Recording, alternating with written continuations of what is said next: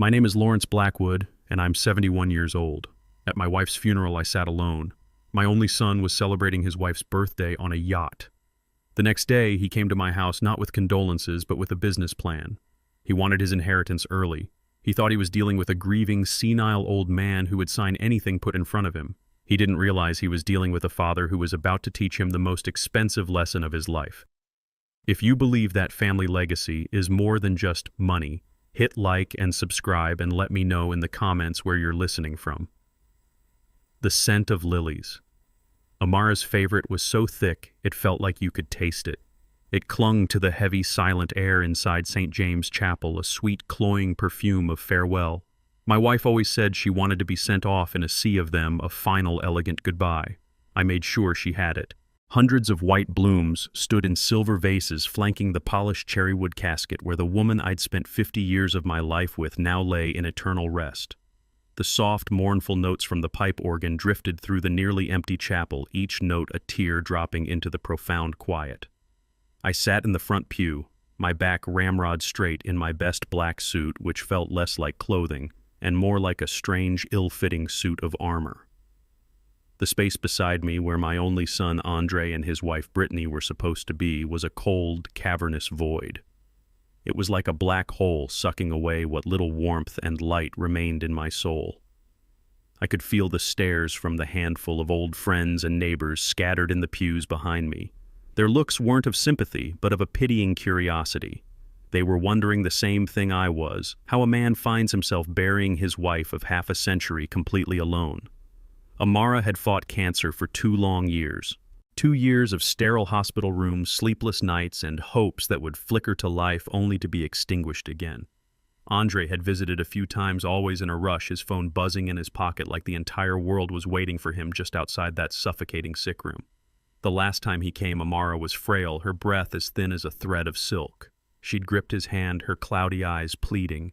"Andre promised me," she had whispered. "You'll look after your father. Don't let him be alone." "I promise, Mom," he'd said, his voice thick with a counterfeit emotion, his eyes already looking past her toward the door. "I'll always be there for Dad. Don't you worry." That promise now echoed in the hollow chapel, a bitter, mocking reverberation. My phone vibrated in my coat pocket. An unwelcome intrusion. I was going to ignore it, but it buzzed again, insistent. A late condolence from a distant relative, perhaps. With a weary sigh, I slipped it out, keeping it low below the line of the pew. The screen lit up with a text from Andre. A foolish flicker of hope sparked in my chest. Maybe there was a car accident, a flat tire. Any reason would be better than a deliberate choice. But then I read the words, and that flicker of hope died, leaving an icy chill in its place. "Sorry, Dad, but it's Brittany's birthday. She planned this big party at the yacht club a year ago. It's impossible to cancel. We tried, but everything was already set. I'll come by and see you later." Not a single, "How are you holding up?" Not one, "I wish I could be there." Just a cold, transactional excuse that placed his wife's birthday party above his own mother's funeral, as if Amara was a minor scheduling conflict in their busy social calendar. And then the final brutal twist of the knife. Below the text was a picture. Andre and Brittany standing on the deck of a gleaming white yacht, a brilliant blue sky and sparkling sea behind them. Brittany, in a flowing white dress, held a champagne flute high, a dazzling smile on her face. Andre stood beside her, one arm around her waist, the other holding his own glass, grinning at the camera. There was no strain in his smile. He looked genuinely, unequivocally happy.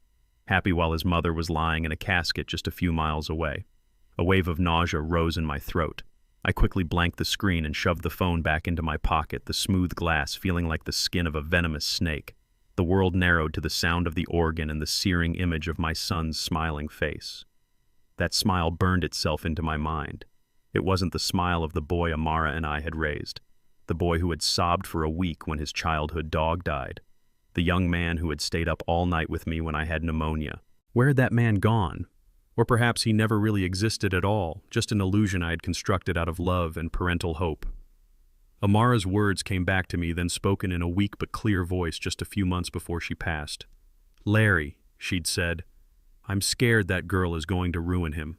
Brittany is changing our boy into someone I don't recognize anymore."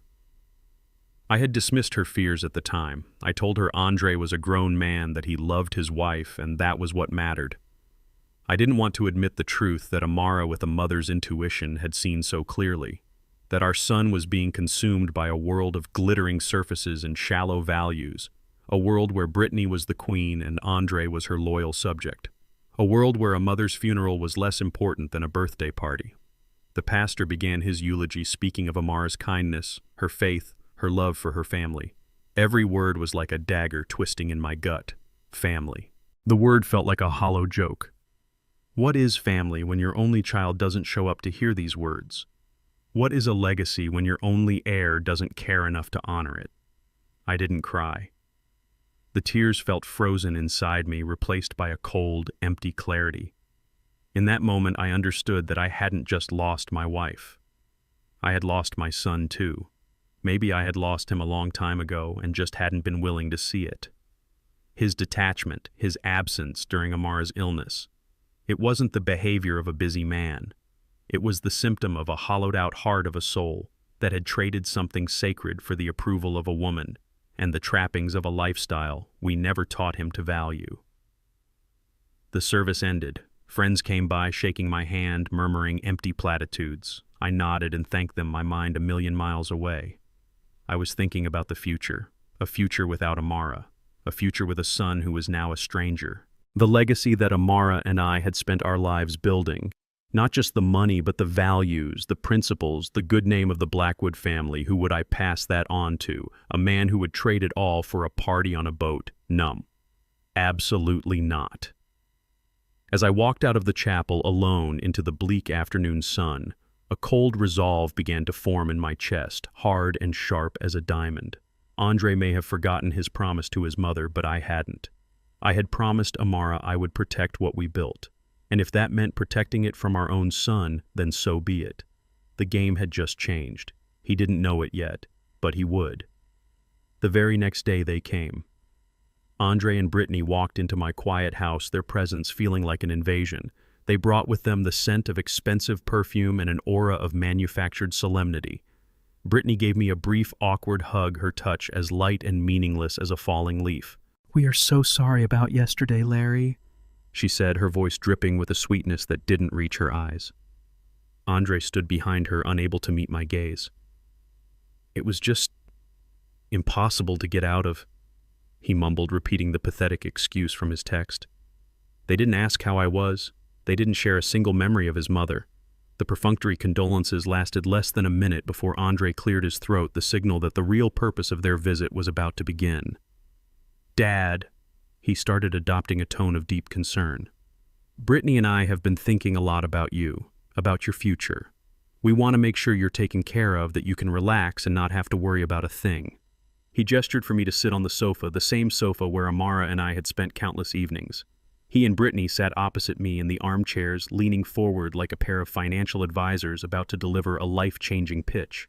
I noticed his watch, a flashy gold monstrosity I'd never seen before, and the new designer handbag resting at Brittany's feet.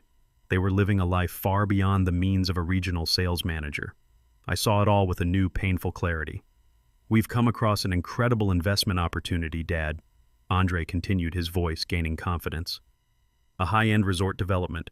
The returns are practically guaranteed to be astronomical, but the window of opportunity is closing fast and we need to secure the initial capital." Brittany chimed in, her voice sharp and precise. "It's really a way of making the family's money work for us. Instead of letting your $2 million retirement fund just sit in low-yield bonds, we could turn it into $5 million, maybe more, in just a couple of years. It's just smart planning." She slid a glossy brochure across the coffee table. The cover showed smiling, attractive people lounging by an infinity pool. It looked like a fantasy. And I knew with every fiber of my being that's exactly what it was. My son wanted an advance on his inheritance. He wanted to gamble his mother's legacy, the money we had saved over a lifetime of hard work and careful planning, on some get-rich-quick scheme to fund his wife's extravagant tastes. I thought of Amara again, her warning echoing in my mind. "He's trying to turn our son into someone else." She hadn't been wrong. The man sitting in front of me wasn't my son. He was a puppet, and Brittany was holding the strings. I looked at the brochure, then at their eager, expectant faces. The grief inside me was still a raw, open wound, but something else was growing alongside it now, a cold, unyielding anger. They had disrespected his mother's memory in the most callous way possible, and now they were here not to comfort me, but to pick my pockets while I was still reeling from the loss. Andre pushed a document toward me, a family capital agreement. My eyes scanned the title, but my mind was elsewhere. I remembered paying off a significant credit card debt for him right after he married Brittany. He'd called it a minor business setback. I'd believed him. I'd thought it was a one-time mistake, the folly of a young man trying to impress his new wife. Now I saw it for what it was, the beginning of a pattern of living beyond his means and expecting me to be his safety net. I pushed the papers back across the table gently. I didn't say yes, but I didn't say no. "Leave it with me," I said, my voice even and calm, betraying none of the storm raging inside me. "I need some time to look this over, to think." They exchanged a quick, triumphant glance. They thought I was considering it. They thought the grieving old man was an easy mark. They saw my silence as weakness, my composure as consent. They had no idea what they had just awakened. As they left, smiling and promising to call in a few days, I knew this was more than just about money. It was about honor. It was about the promise I made to Amara. They had come for an early inheritance. Instead, they were going to get a lesson. After they left, the silence in the house felt different. It was no longer the heavy silence of grief, but the charged silence of a battlefield before the first shot is fired. The glossy brochure for the Azure Horizons Resort and Spa sat on my coffee table, an obscene splash of color in the quiet room. I didn't touch it. An engineer doesn't trust the packaging. He inspects the wiring inside. For 50 years, my life had been about data schematics and the unyielding logic of physics. Feelings could be misleading, but numbers never lied. My son had presented me with a fantasy. I was going to find the facts. I walked past the brochure and into my study, the one place in the house that was entirely mine. It was a room of order and precision. I sat down at my old oak desk and picked up the phone. I didn't call a broker. I called George. George Patterson and I had worked at the same engineering firm for 30 years. He was the head of our risk assessment division, a man whose job it was to see the cracks in any plan before they became catastrophic failures. He'd retired a few years before me, but his mind, I knew, was as sharp as ever. He answered on the second ring, his voice a familiar, gravelly calm. "Larry, I was so sorry to hear about Amara. I was going to call you in a day or two, give you some space." "I appreciate that, George," I said, my voice steady. "But I'm calling about something else. I need a favor, a professional opinion." "Anything you know that," he said, the warmth in his voice a small comfort. I gave him the name of the development company listed in the brochure and the name of the resort. I didn't tell him it was my son's proposal. I kept the emotion out of it, presenting the details as if it were just another project crossing my desk for review. I could almost hear the gears turning in his head over the phone line. "Azure Horizons," he repeated slowly. "Never heard of them. That's the first red flag. The big players in that sector are a closed club. A new name with a project this size. It smells funny. Where is the capital coming from?" "That's what I'm hoping to find out," I said. "Can you dig into them for me? See if they're legitimate. See what the real numbers look like." "Consider it done, Larry," he said, a serious edge to his voice now. "Give me 24 hours. And Larry, be careful." I hung up the phone and stared at the wall of framed blueprints behind my desk. Designs for bridges, power plants, structures built to withstand time and pressure. Amara used to joke that I tried to build my life the same way, with solid foundations and no room for error. But I had made an error, a catastrophic one. I had failed to see the structural weaknesses in my own son. The following day was the longest of my life. I tried to keep busy sorting through Amara's things, a task I had been dreading, but every object, every dress, every book only amplified my sense of loss and betrayal. How could Andre do this now of all times, while the scent of his mother's memory still lingered in every room late that afternoon?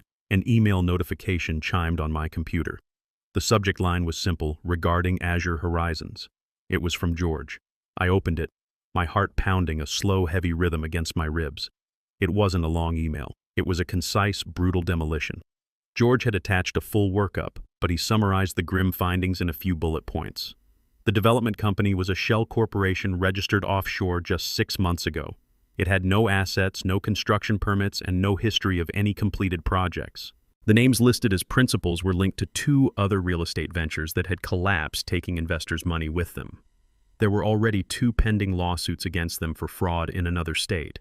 It wasn't just a bad investment, it was a ghost, a carefully constructed illusion designed to lure in unsuspecting investors and drain them dry before vanishing. George had written a final line at the bottom of the email. "Larry, whatever this is, walk away. Don't walk. Run. This isn't just risky. It's a loaded gun pointed at your head." I leaned back in my chair, the leather groaning under my weight. There was no shock, no surprise. Just a deep, hollowing confirmation of the fear that had taken root in my soul the day before. My son hadn't just brought me a risky investment. He had brought me a loaded gun and asked me to pull the trigger on myself. The question was no longer whether I would give him the money. The question now was much, much darker. Did he know he was leading his own father into a scam? Or was he simply a fool so blinded by greed and desperation that he couldn't see the truth? Either way, the betrayal was absolute. And my investigation was only just beginning. The knowledge that my son had tried to lure me into a financial trap was a heavy, cold stone in my gut. But George's report had only answered the what. It hadn't answered the why. My engineering mind couldn't leave the problem half solved. I needed to understand the full schematic of this disaster. I needed to see the complete picture, no matter how ugly. My investigation began with a ghost from the past, a simple savings account I had co-signed for Andre when he started college more than 20 years ago. It was meant for his textbooks and living expenses. As far as I knew, it had been dormant for years, holding nothing but a few dollars and some dust. I still had the online login credentials saved in an old password manager. With a few clicks, I was in. I had expected to find a forgotten relic. Instead, I found a crime scene. The account, which should have been quiet, was buzzing with a frantic, desperate energy. In the last 3 months, there had been a flurry of activity. Small deposits from payment apps I'd barely heard of, Venmo, Zelle, immediately followed by withdrawals that drained the account back down to near zero. It was the financial equivalent of someone gasping for air. Who was sending him this money, and where was it going so quickly? It looked like he was shuffling small debts, borrowing from one person to pay another. A frantic shell game played with digital dollars. This wasn't the behavior of a successful manager planning a major investment. This was the mark of a man on the brink. The next piece of the puzzle arrived by chance, or perhaps by the hand of a careless god. The mail came, and mixed in with my letters of condolence was a thick envelope addressed to Andre. It wasn't unusual. He'd neglected to update his mailing address for some of his less important accounts over the years. Usually I would set them aside for him. But this one was from a major credit card company, the window on the envelope ominously showing a balance in bright red ink. In my current state of mind, privacy felt like a luxury I could no longer afford. My hands didn't even shake as I slit the envelope open. The number at the bottom of the page made my breath catch in my chest. The credit limit was $60,000. The amount due was $60,112, maxed out and over the limit. But it was the itemized list of charges that told the real story. It was a chronicle of a life lived for appearances. $500 dinners at restaurants I'd only ever read about, weekend trips to luxury spas, a charge for over $4,000 at a designer boutique on Rodeo Drive, another for a custom suit. It was a desperate performance of wealth, a lifestyle funded by debt. I could almost see Brittany in my mind's eye posing for her social media followers with a new handbag, hashtagging her photos with words like blessed and living our best life. Their best life, it turned out, was being paid for with borrowed money at an interest rate of 24%. One discovery led to another. Fueled by a cold, grim determination, I went back to my computer. Property records are public information.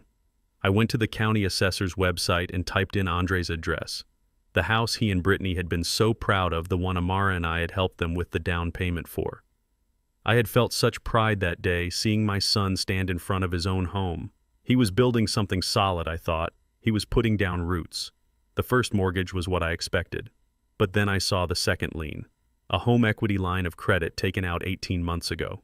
The credit line was for $150,000. The current balance, $149,800. They had stripped every last cent of equity from their home, turning a symbol of stability into a monument of their desperation. They had nothing left. They were living on thin air and borrowed time. I leaned back, the pieces of the puzzle clicking into place, forming a picture of absolute devastation. The frantic shuffling of money in the old savings account, the maxed-out credit cards, the drained home equity. It all pointed to one terrifying conclusion. The $2 million investment wasn't a get-rich-quick scheme. It was a bailout. It was a desperate last-ditch Hail Mary pass to get a massive infusion of cash before the entire house of cards came crashing down around them. They weren't just greedy. They were drowning in a sea of their own lies and reckless spending. And when they saw they were going under, they looked at me, their grieving father, not as a person to turn to for help, but as a life raft to be seized, even if it meant pulling me down with them. The cold resolve in my heart hardened into something else. It was no longer just about teaching my son a lesson. It was about surviving him. The man I was up against wasn't just my foolish, misguided son. He was a desperate stranger, and desperate men do desperate things. I now understood the full scope of the threat, and I knew I had to act not just with the wisdom of a father, but with the cold, calculating precision of an engineer about to defuse a bomb. I couldn't carry this burden alone. The data I had uncovered was one thing, a cold set of facts. But the weight of what it all meant, the sheer scale of the betrayal, was too much for one man to bear. There was only one person I knew I could trust to see the entire ugly picture and not flinch: Nina Washington. Her father and I had grown up together, worked on the same assembly line in our youth before I went to engineering school. I had watched Nina grow from a bright, fiercely intelligent little girl into a sharp, formidable lawyer. Amara and I had helped with her tuition for law school. She was like a niece to us. She was family in a way my own son no longer seemed to be. Her office was a sleek, modern space downtown, a world away from my quiet, memory-filled house. Nina greeted me with a warm, compassionate hug. "Uncle Larry," she said softly, "I'm so sorry about Aunt Amara. I was heartbroken to hear." I just nodded, the words catching in my throat. She led me to a chair in her office, her expression full of genuine concern. "What's wrong?" she asked, her lawyer's eyes already seeing that this was more than just a social call from a grieving old friend. I took a deep breath and began to speak, and I told her everything. I didn't start with the money. I started with the funeral. I told her about the empty pew, the silence where my son should have been. I told her about the text message and the picture of him smiling on that yacht. I needed her to understand the heart of the matter first, the wound, the disrespect that went deeper than any financial ledger could show. Her expression shifted from sympathy to a quiet, controlled anger. She listened without interrupting, her focus absolute. Then I laid out the second part of the story. I told her about Andre's visit, the glossy brochure, and the $2 million request. I handed her the printout of George's report on the Shell Corporation. I showed her the credit card statement I'd opened, its pages a testament to a life of reckless indulgence. I told her about the drained home equity, the last dollars squeezed from their only real asset. I presented the facts as I had uncovered them, methodically, like an engineer detailing a catastrophic system failure. When I finished, the silence in the room was heavy. Nina stared at the papers on her desk, her jaw tight. She looked up at me, and the compassion in her eyes was now overlaid with a steely resolve. "Uncle Larry," she said, her voice low and firm, "this isn't just a case of a son being irresponsible with money, and it isn't just a family dispute. This is a calculated attempt to defraud you." The word defraud hung in the air, cold and sharp. Hearing it from a lawyer from Nina made it terrifyingly real. "He's your son," she continued, "but right now you can't think of him that way. You have to think of him as a hostile party. The man you've described is desperate, and a desperate person backed into a financial corner is capable of anything." She leaned forward, her gaze intense. "The investment was never the point. The point was to get his hands on your liquid assets to cover the massive hole he's dug for himself. He came to you the day after his mother's funeral because he thought you would be at your most vulnerable. He wasn't just being callous, he was being strategic." Her words hit me with the force of a physical blow. Of course, it wasn't just thoughtlessness. It was a plan, a cold, predatory plan. I had been so lost in my own grief that I hadn't seen the calculated cruelty of it all. Nina stood up and walked to the window, looking out over the city. "We are not going to be defensive," she said, her back to me.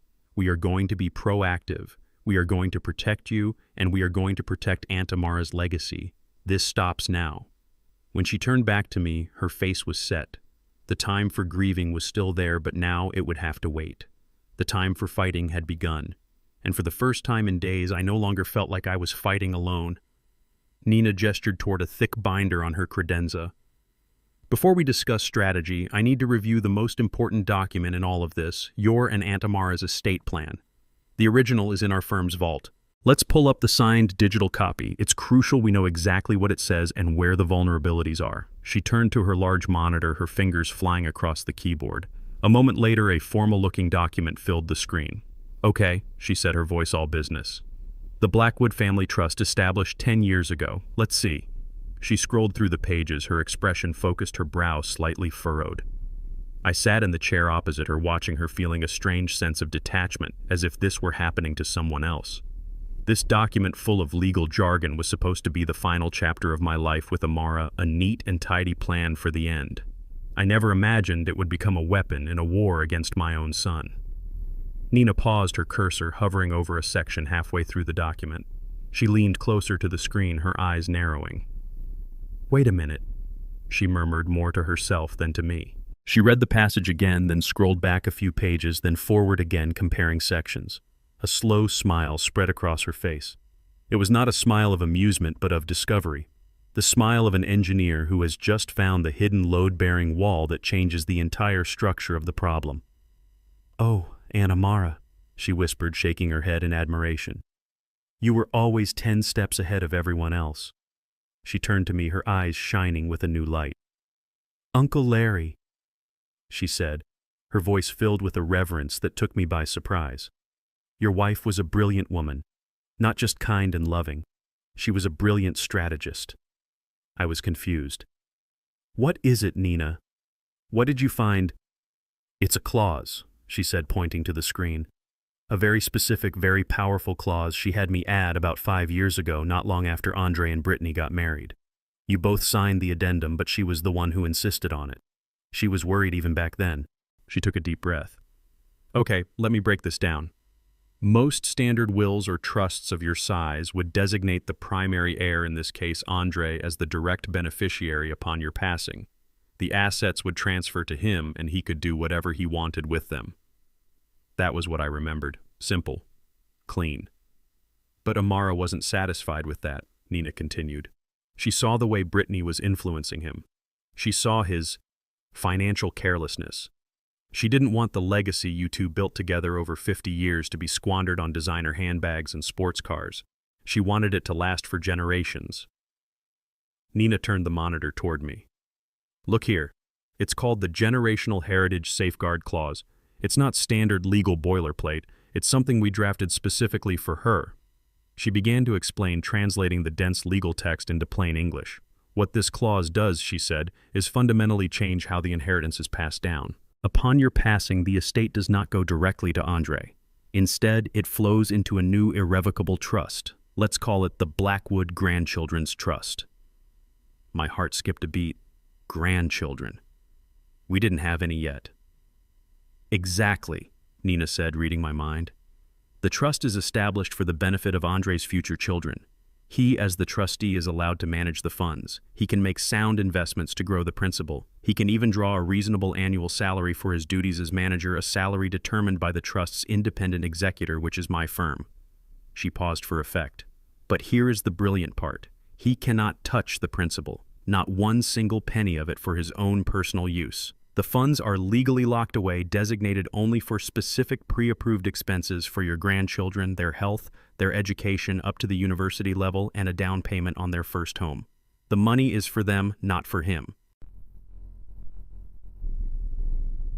The sheer, elegant genius of it struck me like a bolt of lightning.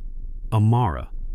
From beyond the grave, she had reached out and built a fortress around our life's work. A fortress designed to protect it from the one person she feared would destroy it. She hadn't disinherited her son. That would have been an act of anger. Instead, she had simply outsmarted him. She had created a structure that forced him to be the responsible steward of a legacy for his own children, whether he wanted to or not. He would be the guardian of a treasure he could never spend. It was an act not of punishment, but of profound forward-thinking love. She was protecting him from himself, I said aloud, the realization dawning on me. And protecting our future grandchildren from their parents' irresponsibility. She was, Nina affirmed. This clause means that Andre's entire motivation for wanting your money now makes perfect sense. He knows about this. He must have read the will at some point. He knows that once you are gone, the vault is locked. His inheritance is effectively out of his reach. So his only chance of getting a massive payday to solve his debt crisis is to convince you to give it to him while you're still alive. A wave of emotion washed over me, grief so sharp and fresh, it felt like the day she died, mingled with an overwhelming sense of love and admiration. I could almost picture her sitting in this very office 5 years ago, her expression determined, explaining her fears to a young Nina, carefully building this legal firewall. She had seen the storm coming long before I had. While I was still indulging Andre, making excuses for him, blinded by a father's love, Amara had been clear-eyed. She had seen the truth and had taken quiet, decisive action. This revelation changed everything. It meant Andre wasn't just acting out of greed. He was acting out of a desperate, panicked knowledge that his future access to the family fortune was a mirage. He was running out of time, and it meant that Amara hadn't just left me a will, she had left me a weapon. A perfectly legal, morally unassailable defense against our son's worst impulses. "So, what does this mean for us now?" I asked Nina, my voice thick with emotion. Nina turned the monitor back toward her, a fierce glint in her eye. "It means," she said, "that we're no longer just playing defense. It means we have leverage. It means your son thinks he's holding all the cards, but we know he's playing with an empty hand. Now, let's talk about how we use that to our advantage." The knowledge of what Amara had done settled over me, a shield against my own grief. I felt her strength, her wisdom flowing through me. My sorrow was still there, a deep and aching void, but it was no longer a weakness. It was a source of resolve. I looked at Nina, and she looked back at me, a silent understanding passing between us. The time for defense was over. It was time to build our own plan. "He's going to call soon," I said, my voice firmer than it had been in days. "He'll be expecting an answer about his investment." Nina nodded, walking back to her desk and picking up a pen. "And we're going to give him one," she said. "But not the one he's expecting. Our goal here isn't just to shut him down, Uncle Larry. Saying no is easy, but it won't teach him anything. He'll just get angry and look for another way to get what he wants. We need him to understand the gravity of what he has done. We need to let him walk into a trap of his own making." Her logic was flawless. A simple refusal would just be a temporary roadblock for a desperate man. A lesson, however, had to be learned. It had to be felt. "He's after a large liquid asset," Nina continued, thinking aloud. "Something he can leverage quickly. He asked for $2 million, so we're going to offer him something worth $2 million. I must have looked shocked because she raised a hand. "We're not going to give it to him, not really. We're going to offer him bait, the most attractive, irresistible bait we can find. Is there an asset, a piece of property perhaps, that has not only monetary value but emotional value to him as well?" Immediately my mind went to the lake house, the cedar-sided cabin nestled in the pines 2 hours north of the city. Amara had called it her sanctuary. We had bought it when Andre was just a boy. We'd taught him to fish on that lake, spent countless summer evenings on that porch watching the sunset paint the water in shades of orange and purple. The memories were so thick there you could almost breathe them in. It was the heart of our family's happiest moments. The house at Silver Lake. I said, my voice thick with the memory of it all. It's paid off. The last appraisal put it right around $2 million. He loved that place as a kid. Perfect, Nina said, a grim satisfaction in her voice. It's perfect because it's personal. By offering it, you're not just offering him money, you're offering him a piece of his own childhood. It will make your story that you've been won over, that you're making a great sacrifice for his future, completely believable. He won't be able to resist. The thought of using that sacred place as part of a trap felt like a desecration, and I told her so. It feels wrong, Nina, using Amara's favorite place against her own son. Nina's expression softened. I know it does, she said gently. But think of it this way. We're not using it against him. We're using it to protect the very values that House represents. We're going to draw up a transfer of ownership agreement. On the surface, it will give him everything he wants, but buried in the legal language will be a clause, a poison pill.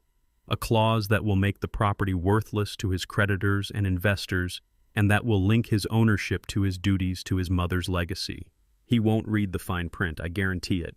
He and his wife will be so blinded by the prize they'll sign whatever we put in front of them. I looked at her, then looked out the window. It was a cold, calculated plan. And it was exactly what needed to be done. Do it, I said. Draw up the papers. The phone rang 3 days later, just as Nina had predicted. It was Andre. His voice was laced with a forced casualness that barely concealed the anxious tremor underneath. "Hey, Dad," he said. "Just calling to check in, see how you're doing." I let the silence hang for a moment, a calculated pause. I conjured the image of Amara in my mind, the memory of her weak but loving smile in those final days. I let the real grief, the profound loss I felt for her seep into my voice. I'm getting by, son," I said, my voice quiet and weary. "The house is too quiet. I keep thinking I hear your mother in the other room." I heard him shift uncomfortably on the other end of the line. "Yeah, I bet," he said quickly. "Look, Dad, I don't want to bother you, but have you had a chance to think about, our proposal?" The bait was dangling. It was time to set the hook. I let out a long, heavy sigh, the kind of sound a man makes when he's carrying the weight of the world. "I have Andre," I said. "It's all I've been thinking about, to be honest. Your mother, she worried about you, about your future. She wanted to make sure you were secure." This wasn't a lie. It was the truth, just repurposed for my own ends. I've been sitting here alone, looking at these four walls, and I've been thinking about what really matters. Legacy, family. And I realized your mother would want me to help you. She would want me to invest in my own son. I could almost hear the sharp intake of breath on his end, the sound of victory. "Dad, that's amazing," he stammered. "You won't regret this. This is going to be huge for all of us. But I'm not going to give you the cash," I said, cutting him off gently. The performance of a lifetime required careful pacing. I had to introduce an obstacle to make the final offer seem like a true concession. "That money is my nest egg. It's all I have left for my own care if something happens. I can't touch the principal. It wouldn't be responsible." I heard a flicker of panic in his voice. "Oh, well, but Dad, the whole point was—" "Let me finish," I said, my tone still soft but with an undercurrent of fatherly authority. "I'm not going to leave you empty-handed. I lay awake all last night thinking about what else I could do, what else we have. And there is one other thing, an asset of significant value." I paused again, letting him wait, letting his desperation build. "The lake house," I said, my voice thick with manufactured emotion. The line went completely silent. He was stunned. I knew he would be. The lake house was our family's crown jewel, a place so intertwined with our history that the idea of selling it had always been unthinkable. "Dad," he finally whispered, his voice incredulous, "you can't be serious." "I've never been more serious in my life, son," I said, letting my voice crack just a little. "Your mother loved that house more than any place on earth. We taught you to swim in that lake. We celebrated your 10th birthday on that porch. Every beam, every floorboard holds a memory of her. The thought of letting it go, it tears me apart." I let that sink in, painting myself as the grieving husband making the ultimate sacrifice. But memories don't pay for the future. You and Brittany have a chance to build something. Your mother would want me to give you that chance. The house is worth what you need. It's paid for, clear and free. You can use it as collateral. You can do whatever you need to do with it to secure your future. It's a better investment than just sitting there collecting dust and memories. The greed in his voice when he finally spoke was so naked it was almost pathetic. "Dad, I don't know what to say. The lake house. Are you sure? I'm not happy about it." I said, my voice a portrait of weary resignation. "It feels like I'm selling off a piece of my soul. But you're my son, and your mother would have wanted me to put you first. This is me putting you first, Andre." "Thank you," he breathed, the words tumbling out in a rush of relief and excitement. "Thank you, Dad. You have no idea what this means. Brittany is going to be ecstatic. We won't let you down. We'll make you so proud." I closed my eyes. "I know you will, son," I lied. I'll have my lawyer, Nina Washington, draw up the transfer papers. You and Brittany will need to come in and sign them." "Of course, Dad. Anything. We'll be there tomorrow if you need us." His voice was bright, energetic, the voice of a man who had just won the lottery. He had no idea he was eagerly volunteering to walk into a cage. "I'll have Nina call you to set it up," I said, and before he could say another word, I ended the call. The line went dead, and I sat there in the silence, the weight of my own performance settling upon me. The bait had been taken. The trap was about to be sprung, and I felt no triumph. Only a profound, aching sadness for the son I used to have. 2 days later, we were all gathered in Nina's formal conference room. The space was designed to impress with a long, polished mahogany table, high-backed leather chairs, and a panoramic view of the city skyline. It was a room that commanded respect for the law and the weight of the documents signed within it, but Andre and Brittany didn't seem to notice. They were practically vibrating with excitement, a giddy, triumphant energy that felt jarringly out of place. Brittany was dressed as if for a magazine shoot, and she kept whispering to Andre, pointing to things on her phone, a listing for a new Mercedes, a vacation home in Aspen. Andre, trying to maintain a facade of solemnity for my benefit, kept nodding along, his eyes shining with a greedy light. I sat at the head of the table, silent, playing my part as the grieving patriarch making a solemn sacrifice. Nina sat to my right, the picture of professional composure, a thick stack of legal documents squared perfectly in front of her. "Thank you for coming in, Andre, Brittany," Nina began, her voice calm and neutral. "As you know, we're here to finalize the transfer of the property at Silver Lake, as per your father's wishes. This is the deed of gift and transfer agreement. It's a bit lengthy, but we need to ensure everything is done by the book." She slid 2 thick copies across the table. They landed with a heavy, definitive thud. I watched them pick up the documents. It was all for show. They weren't reading, they were scanning. Their fingers flipped through the pages impatiently, their eyes hunting for the parts that mattered to them. The property value appraisal. The line stating the transfer was total and irrevocable. And the final page with the signature lines. They saw the document not as a contract to be understood, but as a final hurdle to be cleared before their victory lap. Brittany's attention was so fleeting she was checking her reflection in the dark screen of her phone between page turns. "It all seems pretty standard," Andre said, trying to sound knowledgeable, pushing the papers forward. "Where do we sign?" Nina held up a hand gently. "Almost there. I'm legally obligated to walk you through the key sections." Her tone was deliberately dry, the monotonous voice of a bureaucrat reciting regulations. It was a masterful performance. She pointed to a few paragraphs explaining the legal description of the property, the tax implications, the waiver of future claims, all standard, all boring. Andre and Brittany nodded along, their eyes glazing over.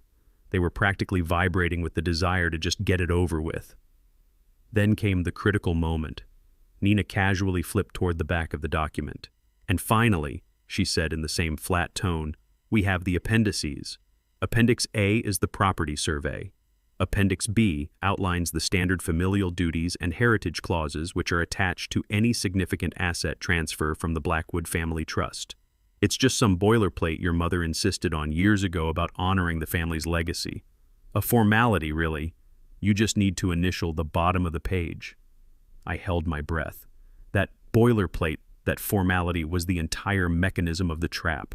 It was the page detailing the Amara Blackwood Heritage Reevaluation Clause, the legal poison pill that would render the property worthless for their purposes. It was all there in plain English if they had only bothered to read it. I saw Brittany roll her eyes ever so slightly, a flicker of contempt for what she clearly viewed as sentimental nonsense from a dead woman. Andre just picked up the pen, eager to finish. "Got it," he said. "Legacy stuff. Of course." He initialed the bottom of the appendix without a second glance and flipped to the final page. He signed his name with a bold, triumphant flourish. Brittany co-signed beside him, her signature a stylish, loopy script. They pushed the signed document back to the center of the table as if they had just won a championship trophy. As I watched the ink dry on their signatures, I felt a profound wave of sadness. I looked at my son's face, flushed with victory, and I saw a stranger. I saw a man so blinded by his own desires that he couldn't see the love and history he was signing away. He thought he was claiming an asset, but he was exposing a deep character flaw, a flaw his mother had seen and had tried in her own wise way to protect him from. He hadn't just been careless, he had been arrogant. He had believed himself to be smarter, to be more deserving than the values his mother and I had tried to instill in him. And in that moment, he had sealed his own fate. "Well," Nina said, gathering the documents and passing them to a notary who had been waiting quietly in the corner. "That's all done." The notary affixed her seal with a heavy final stamp. The sound echoed in the quiet room. "Dad, thank you," Andre said, standing up, his voice overflowing with a gratitude that was entirely self-serving. "You have no idea what this means for us. We won't let you down." Brittany was already on her phone, tapping away furiously, no doubt texting their banker or a real estate agent.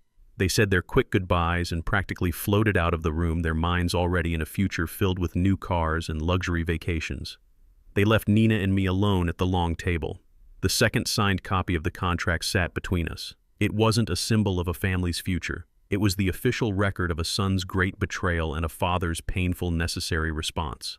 The trap was now legally binding. All that was left was for them to walk into it. As the door clicked shut behind them, a heavy silence fell over the conference room. The signed contract lay on the polished table between Nina and me, a silent testament to the morning's proceedings. I stared at it, at my son's bold, arrogant signature next to his wife's stylish script. "Walk me through it one more time, Nina," I said, my voice low. "The clause. I want to understand exactly how the teeth of this trap are designed to bite." Nina nodded, pulling the document closer. She opened it to the appendix, her finger tracing the dense legal text. "It's all about how it's framed, Uncle Larry," she began. "I named it the Lawrence Blackwood Heritage Reevaluation Clause for a very specific reason. The name itself is the first layer of the trap. It sounds sentimental, honorary. It sounds like exactly the kind of emotional nonsense that a woman like Brittany would dismiss and a man as desperate as Andre would ignore. It invites them to skip over it, and they did." She tapped a paragraph. "The first set of teeth is here the conditions of use. The clause explicitly states that the Silver Lake property is being gifted as a place of family heritage and continuity. That's the key legal phrase. It means the property cannot be leveraged as collateral for any high-risk or speculative commercial venture. It strictly forbids using the home to secure loans for businesses that are not directly related to community improvement or family well-being as defined by the trust's charter.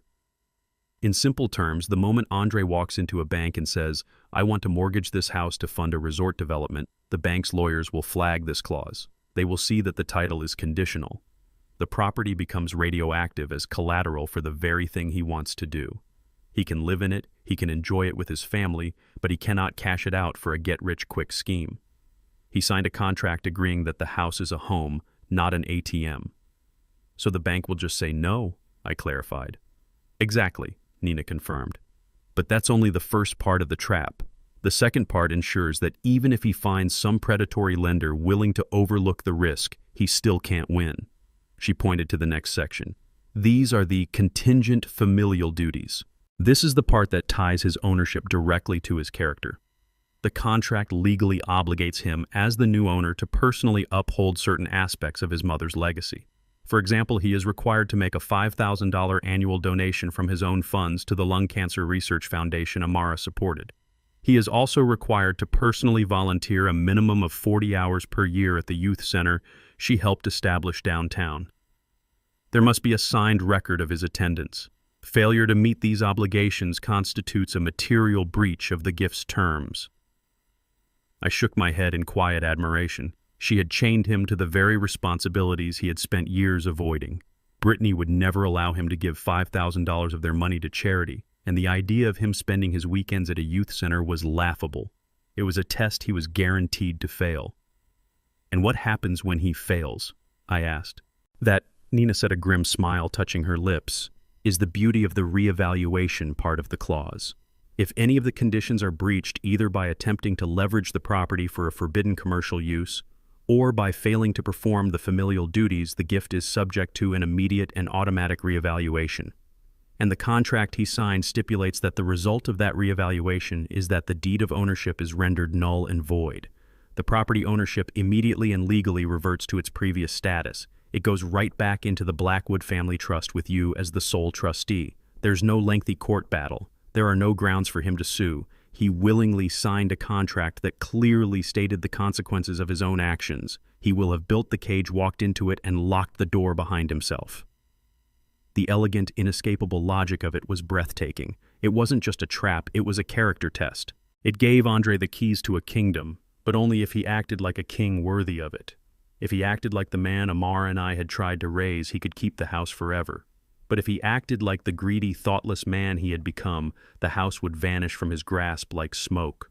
It was a perfect, self-executing piece of justice. Amara would have been proud. I didn't see them for the next few days, but I didn't have to. I knew my son. I could picture their celebration with perfect, painful clarity. I imagined them leaving Nina's office, stepping into the elevator, the facade of solemn respect dropping the moment the doors slid shut. I could see Brittany letting out a triumphant squeal, throwing her arms around Andre's neck. I could hear his boisterous laugh, the sound of a man who believed he had just pulled off the smartest deal of his life. In the car on the way home, they wouldn't have spoken of me or of Amara or of the memories contained in the lake house they now possessed. They would have spoken of numbers.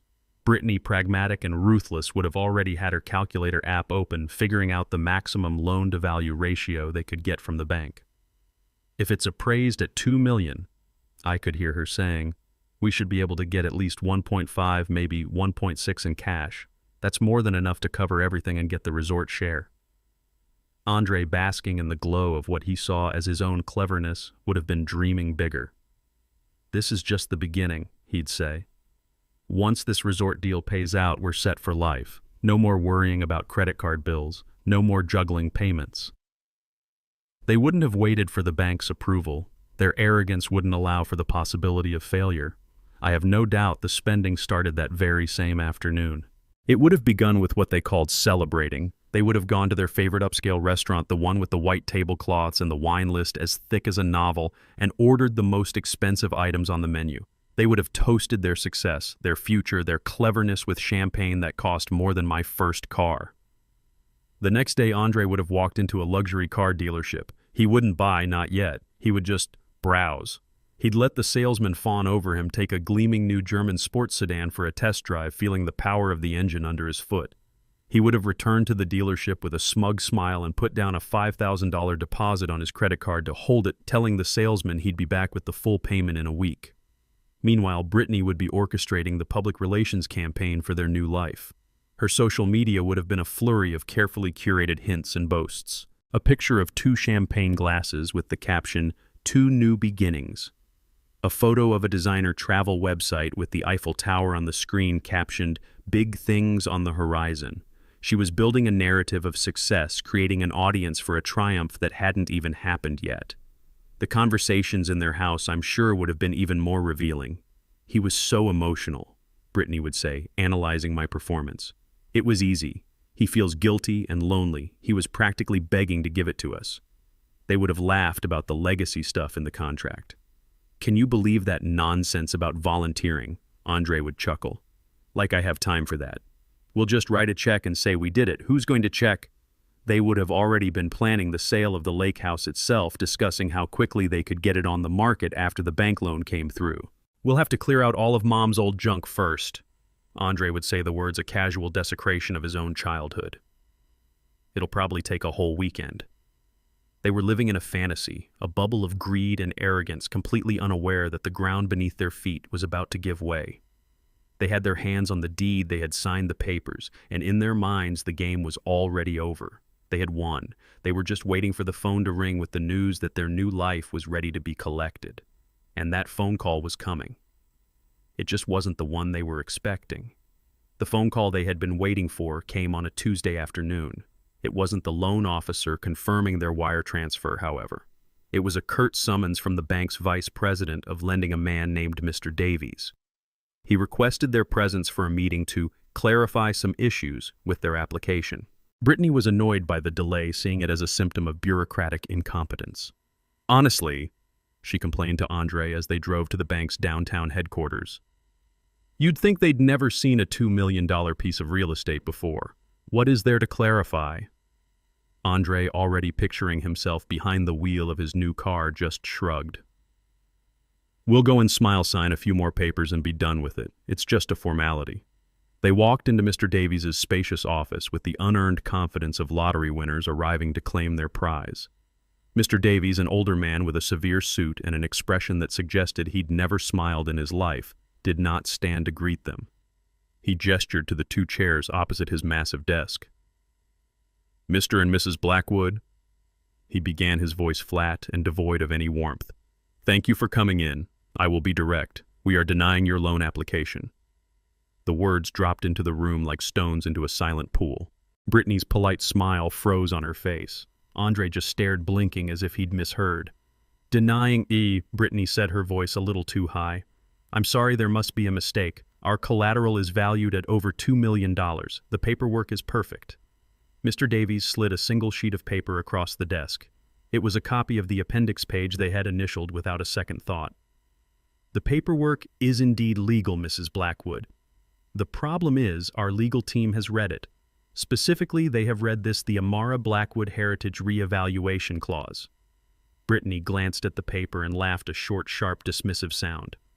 "Oh, that. Honestly, that's just some sentimental nonsense my late mother-in-law insisted on years ago. It's about honoring the family legacy or something. It's just a formality. It has no real legal standing." Mr. Davies remained impassive, his gaze like chips of ice. "On the contrary, Mrs. Blackwood," he said, his voice dangerously quiet, "it has all the legal standing in the world, and it is far from a formality." He put on a pair of reading glasses and looked down at a report on his desk. "This clause places significant and legally binding restrictions on the use of the property. It explicitly forbids leveraging the asset as collateral for any high-risk or speculative commercial venture. A loan to fund an investment in an unproven, unregistered offshore resort development falls squarely into that category. The title is encumbered. It is not clean." Andre finally found his voice a panicked squeak. "What are you talking about? My father gave us that house. It's ours. The deed says so." "The deed says you were gifted the house under certain conditions, Mr. Blackwood," Mr. Davies corrected him, his tone becoming severe. "Conditions you legally agreed to when you signed the contract. This clause effectively makes the property's ownership conditional.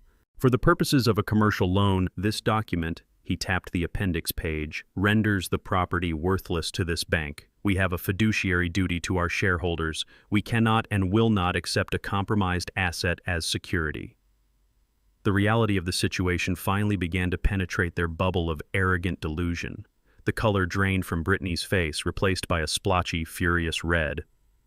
The friendly, charming facade dissolved, revealing the raw, ugly panic beneath.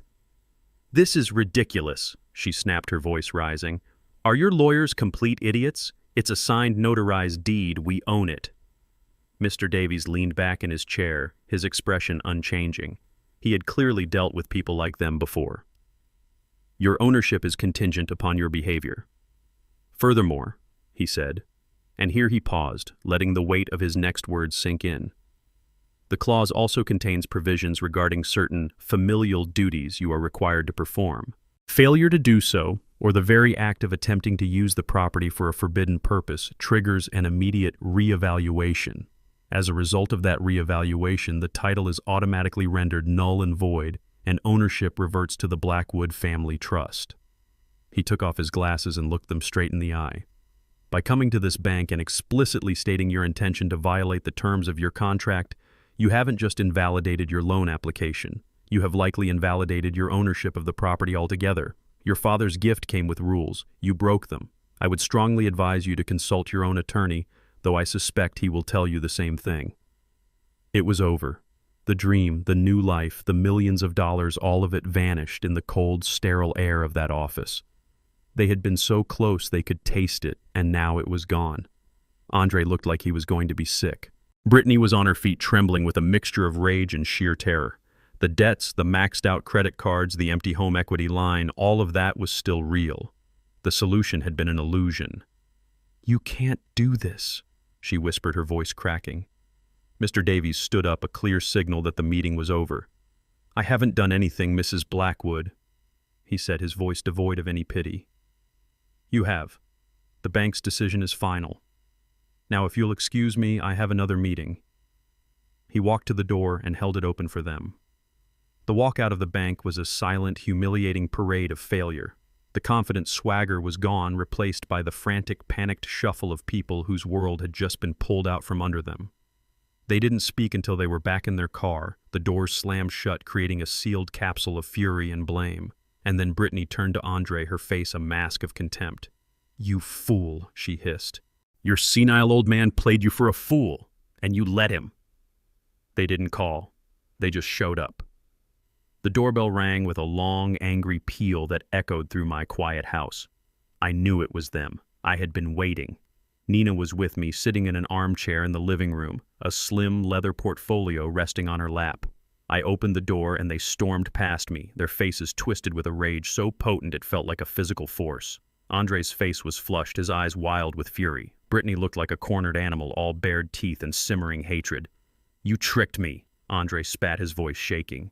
He threw a crumpled copy of the transfer agreement onto the coffee table. It skidded across the polished wood and landed at my feet. "You set me up. This whole thing was a lie." Brittany was right behind him, her voice a shrill accusation. "This is elder abuse. It's manipulation. We have a lawyer and he is going to take you for everything you have." You can't just give someone a gift and then secretly attach a bunch of ridiculous strings to it. I didn't say a word. I just looked at my son, at the stranger standing in my living room, and felt a profound, bottomless sorrow. Nina stood up, her movements calm and deliberate. She was the picture of tranquility in the eye of their storm. "There were no secrets, Brittany," she said, her voice cutting through their tirade with the clean, sharp edge of a scalpel. "And there were no tricks. You both signed a legally binding contract. The fact that you chose not to read it carefully is not Lawrence's fault." Andre scoffed, a bitter, disbelieving sound. "That heritage clause, the bank manager laughed at us. He said it was a joke." "The bank manager is a prudent man," Nina replied smoothly. "He understands, as you clearly do not, that a contract is the sum of all its parts, not just the parts you find convenient. You initialed the appendix. You agreed to the terms. You agreed that the property was a place of family heritage and continuity. You agreed to the charitable donations and the volunteer work in your mother's name, and you agreed to the consequences if you failed to meet those terms. It's all there on page 12, paragraph 4. "This is entrapment," Brittany shrieked. "You knew we wanted to use it for an investment. You set us up to fail." Nina allowed a small, cold smile to touch her lips. "Yes," she said, her voice dropping to an icy calm. "We did. We knew you wouldn't read it. We knew you wouldn't perform the duties. We knew your character. The contract didn't trap you. It merely exposed you." Andre took a step forward, his fists clenched. "We'll see you in court. We'll tell the judge how my grieving father took advantage of me." That's when Nina opened her portfolio. The final phase of the plan. "I don't think you want to go to court, Andre," she said, her voice now completely devoid of any warmth. "Because if you do, this is what we will present as evidence of your character and intent." She laid a single sheet of paper on the coffee table. It was the one-page summary from George's report on the Azure Horizons resort. "This," she said, "is a detailed analysis of your investment opportunity. It shows that it is a shell corporation with links to known fraudsters. It's not a business. It's a scam. You weren't investing. You were about to be fleeced." She didn't stop there. She laid another document next to it. "This is your credit card statement showing over $60,000 in debt for luxury goods and 5-star hotels." Another paper. "This is the record of the second mortgage on your home, showing you have drained every last cent of equity from it." She continued laying out each piece of their disastrous financial life like a coroner laying out organs on an autopsy table. "You came to your father not with a business plan but with a bailout plea. You tried to solve your debt crisis, a crisis created by your own reckless spending, by tricking a grieving man into giving you $2 million to throw into a fraudulent scheme. Do you really want to stand up in a courtroom and have a judge listen to that story, Andre?" They were silent. The rage had evaporated, replaced by the pale, sickly look of absolute shock. They stared at the papers, at the undeniable, brutal truth of their lives laid bare. They had been so focused on their own narrative of victimhood that they never imagined we had the full schematic of their desperation. And now it was my turn to speak. I stepped forward, my voice low and heavy, filled with the weight of every disappointment, every sorrow of the past few weeks. "You didn't come to your mother's funeral," I began, and Andre flinched as if I had struck him. "You were on a yacht celebrating. While I was burying the love of my life, my partner of 50 years, my son was drinking champagne. I received your text message while I was sitting in the church staring at her casket. Did you even think about her for 1 second that day, or was she just an inconvenience that conflicted with a party?" I picked up the crumpled contract from the floor. "And then you came here. Not to comfort me, but to ask for this. You wanted to sell her favorite place on earth, the house where I taught you how to skip a stone across the water, the porch where she bandaged your knee when you fell off your bike. You were going to sell those memories, her memories, to pay for her." I glanced at Brittany, whose face was now a mask of pale terror. "Expensive tastes. You stood in this house surrounded by your mother's things, and you lied to my face." I took a step closer, my eyes locked on my son's. "You talk about legacy. You talk about inheritance. Let me tell you what a legacy is. It's not the money in a bank account. It's the honor of a family name. It's the respect you show for those who came before you. It's the integrity with which you live your life. It's everything you and I built Amara. And it's everything you were willing to throw away for a new car and a vacation." I let the contract fall from my fingers. It fluttered to the floor, a worthless piece of paper. "The house is no longer yours," I said, my voice final. "By attempting to violate the terms of the gift, you forfeited your claim. Your signature made it so. The ownership has already reverted to the trust. And that house will now serve its true purpose." I continued, delivering the final crushing blow. "I am donating it in its entirety to a charitable foundation in your mother's name. It will be converted into a retreat, a sanctuary for families dealing with long-term illness, a place where they can find the peace and comfort that you denied your own mother in her final years. Her legacy will be one of compassion and generosity. That is how she will be remembered." Andre finally collapsed into a chair, his face in his hands, a broken man. Brittany stood frozen, speechless. "As for your inheritance," I said, looking down at my son, "don't worry, it's still there. Exactly where your mother wanted it to be, locked away in a trust for your children, the grandchildren she never got to meet. Protected, safe, from you." They left without another word. The fury had been extinguished, replaced by the cold gray ash of utter defeat. Andre shuffled out of the house like a man twice his age, his shoulders slumped, his eyes vacant. Brittany followed, but not with him. She walked a few feet apart, a chasm of silent contempt separating them. She didn't look at him. She didn't look at me. She just stared straight ahead, her face a hard, frozen mask. I watched them get into their car through the living room window. There was no shouting, no argument. The fight was over. All that was left was the wreckage.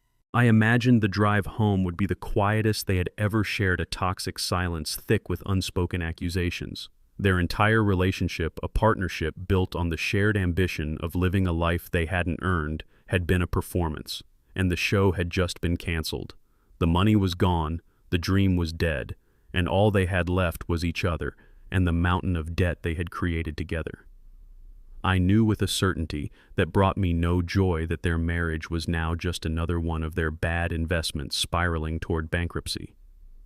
After the door closed, the house was quieter than ever. But the oppressive silence of grief had been replaced by a clean, quiet peace. Nina had left shortly after them, giving my arm a supportive squeeze before she went. I was alone with the ghosts and the memories. I didn't feel triumphant.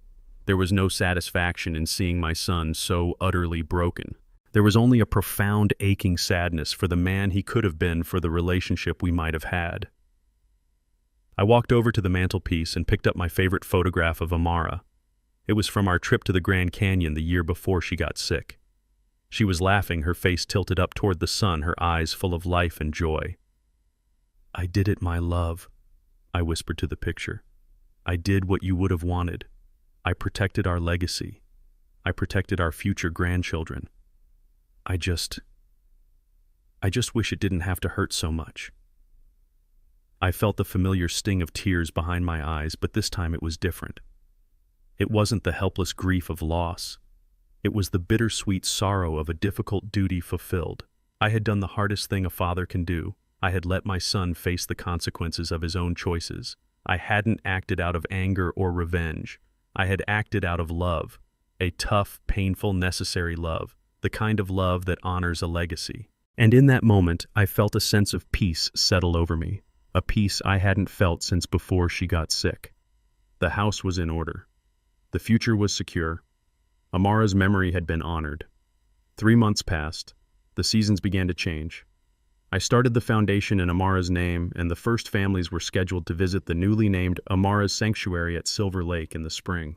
I found a new rhythm to my life, a quiet routine built around managing the foundation and tending to the garden she had loved so much.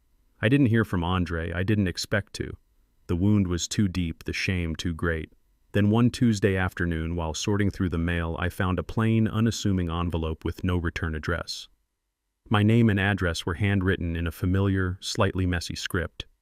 It was from Andre. My hands trembled slightly as I opened it. Inside there was no letter, no long explanation or apology, just a personal check.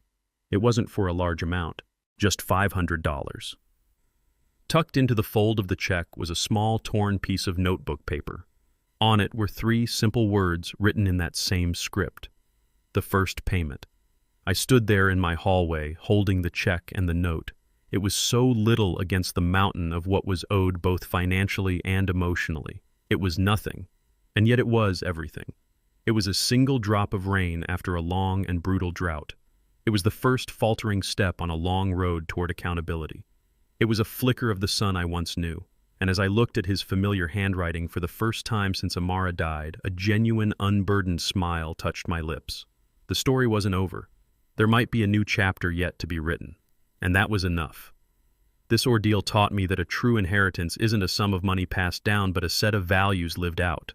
I learned that protecting your family sometimes means protecting them from their own worst impulses. It's a painful lesson for a father to learn that sometimes the greatest act of love isn't giving your children what they want, but giving them what they need: accountability. A legacy isn't secured with legal documents alone, but with the courage to defend the principles upon which that legacy was built, even if it means breaking your own heart to do so. Was I too harsh, or was this the only way for my son to learn? I would love to read your thoughts in the comments below. Please like this video and subscribe to the channel so you don't miss the next story.